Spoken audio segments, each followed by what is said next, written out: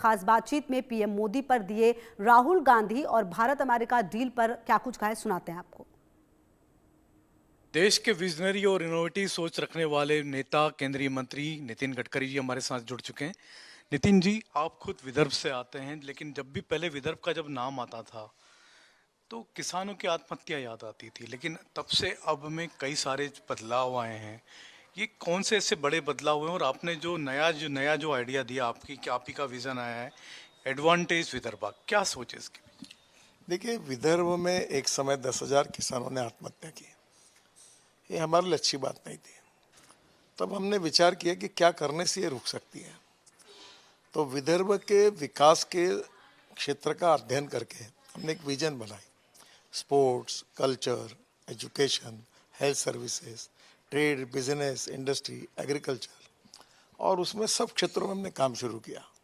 Even मैंने बताया सुबह के हैंडलूम वेवर्स के लिए भी हमने साड़ियाँ बनाना शुरू किया। तो धीरे धीरे ये परिस्थिति बदली और आज मुझे खुशी है कि हमारे इंडस्ट्रियल सेक्टर में 7.5 लाख करोड़ की इन्वेस्टमेंट गडचिरोली और स्टील हब के रूप में आई है। और अभी नागपुर, ये महाराष्ट्र के 75% मिनरल्स विदर्भ में है। कोल हमारे विदर्भ में है। तो कोल इंडिया का वेस्टर्न कोलफील्ड का ऑफिस हेडक्वार्टर नागपुर में है। Manganese ore of India main headquarter Nagpur में है।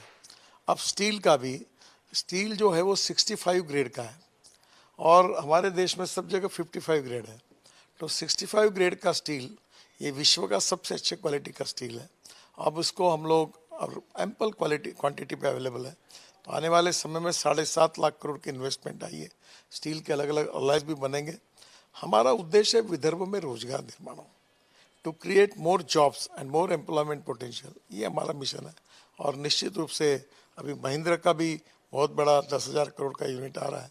इन सब बातों से विदर्भ विकसित होगा, यहाँ रोजगार मिलेगा, समृद्ध संपन्न बनेगा, यही हमारा प्रयास है। पहले सर, जब भी कई कई अलग अलग तरीके से बात होती थी, कई सारी मांगे होती थी, कई राजनेता अलग विदर्भ राज्य बनाने की मांग करते, लेकिन अब इन मांगों का कोई औचित्य नहीं बचा। देखो, विदर्भ का विकास, ये उसके पीछे भावना थी। और विदर्भ अगर विकास होगा, विदर्भ डेवलप होगा, तो मुझे नहीं लगता कि ऐसी कोई मांग है। आपने जैसे पहले भी बताया, आपने मंच से भी कहा था कि विदर्भ के अलग अलग राज्यों में अलग अलग जो जिले हैं उनमें अलग अलग संभावना है, तो हर डिस्ट्रिक्ट वाइज क्या क्या प्रोडक्ट क्या क्या हो सकते हैं उसके हिसाब से आप तैयारी करें। विदर्भ में भंडारा, गोंदिया, चंद्रपुर, गढ़चिरौली, ये चावल होती है। गोंदिया भंडारा को चावल का बाउल का एक्सपोर्ट होता है बड़े प्रमाण पर। फिर नागपुर, वर्धा, यवतमाल, अमरावती, अकोला, बुल्ढाना, वाशिम, यहाँ कॉटन होता है।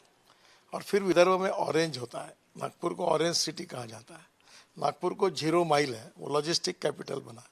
तो अभी हम लोग ऑरेंज में भी काम कर रहे हैं। अभी यहाँ के किसानों को लेके मैं स्पेन गया था, वेलेंशिया। काफ़ी चेंजेस हो रहे हैं, 5 गुना ऑरेंज बढ़ेगा। टेक्नोलॉजी बदली है, प्रोडक्टिविटी बढ़ा रहे हैं, क्वालिटी बढ़ा रहे हैं, प्रोसेसिंग प्लांट्स ला रहे हैं। तो हर क्षेत्र में हमने जो प्लान बनाया उसके रिजल्ट मिलना शुरू हो गया। सर, अभी हमने देखा पिछले दिनों यूरोपियन यूनियन से डील हुई है, अभी यूएसए के साथ डील हुई है, और अब कहा जा रहा ऑटोमोबाइल सेक्टर में इसमें काफ़ी ज़बरदस्त फ़ायदा होगा, ऑटोमोबाइल सेक्टर में इसमें काफ़ी इजाफा होगा। निश्चित होगा। हमारा ऑटोमोबाइल एक्सपोर्ट लगातार बढ़ रहा है। हमारा 2 व्हीलर में 50% हमारा एक्सपोर्ट होता है। अभी कार भी, इलेक्ट्रिक कार भी एक्सपोर्ट होना शुरू है। 100 कंट्रियों में हम कारें भेज रही है। आने वाले में truck, construction equipment, agriculture equipment export करेंगे। तो निश्चित रूप से 22% ग्रोथ है। मुझे लगता है कि ये इंडस्ट्री है कि जिसका साइज अभी हम 3rd नंबर पर आए हैं। हमने जापान को पीछे डाल दिया। पहले USA, second China, 3rd India. अब इसके बाद 4.5 लाख करोड़ जॉब्स इस इंडस्ट्री ने क्रिएट किए हुए हैं। हमारे देश में, हमारी इकोनॉमी में जीएसटी के रूप में स्टेट और सेंट्रल गवर्नमेंट सबसे ज़्यादा जीएसटी देने वाली इंडस्ट्री है। हमारे एक्सपोर्ट में सबसे कॉन्ट्रीब्यूशन इस इंडस्ट्री का है।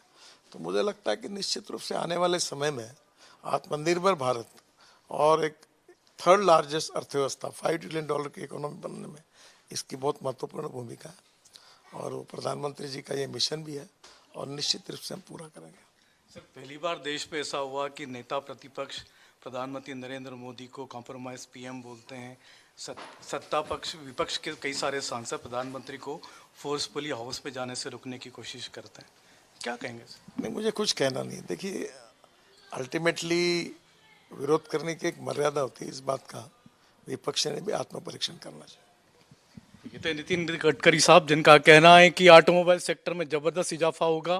पहले से ऑटोमोबाइल सेक्टर में काफी एक्सपोर्ट हो रहा है, और ये जो नई जो डील साइन हुई है, यूरोपियन यूनियन हो चाहे यूएस हो, इससे ऑटोमोबाइल सेक्टर को और भी बूस्ट मिलेगा। कैमरामैन अंकुश के साथ संजय शर्मा, इंडिया न्यूज, नागपुर।